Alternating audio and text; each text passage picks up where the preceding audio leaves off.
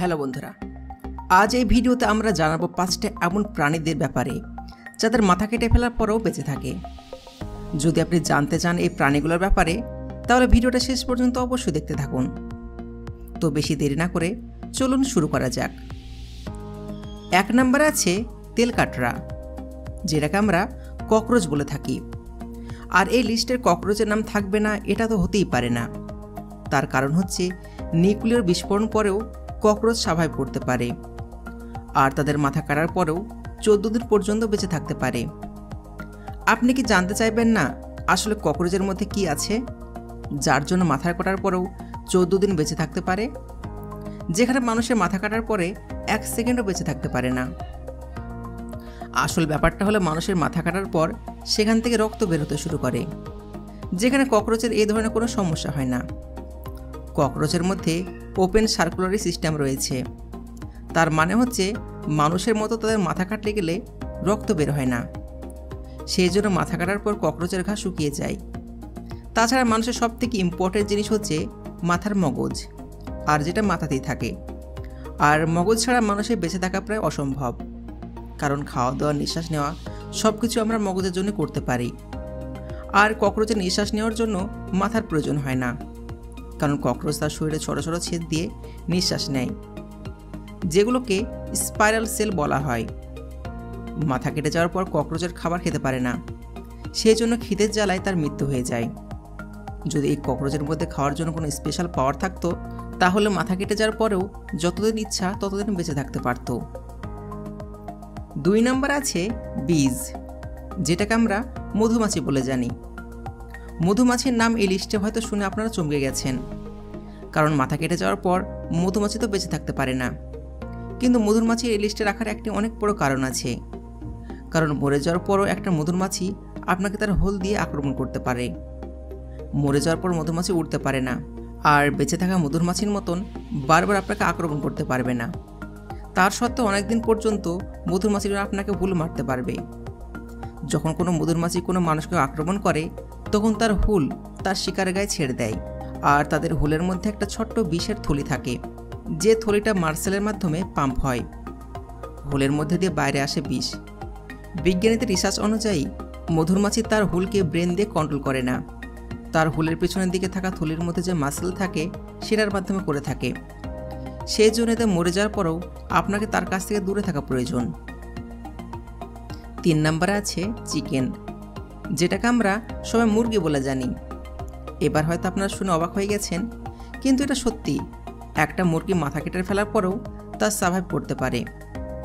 আর এটার পেছনের থিওরি অনেক সহজ, যদিও শুনে হয়তো আপনার বিশ্বাস হবে না, কিন্তু মানুষ ভুল করে যদি একটা মুরগি মাথা কেটে ফেলে, তারপরে একটা মুরগি সার্ভাইভ করতে পারে। যেমন ব্যাপারটা হচ্ছে মুরগির নার্ভাস সিস্টেম মানুষের থেকে অনেক আলাদা, আর তাদের শরীরের অনেক কিছু ব্রেন দিয়ে কন্ট্রোল করে না। কিছু কিছু জিনিস তাদের ব্রেনের সেকেন্ড পার্টের মাধ্যমে কন্ট্রোল করা হয়।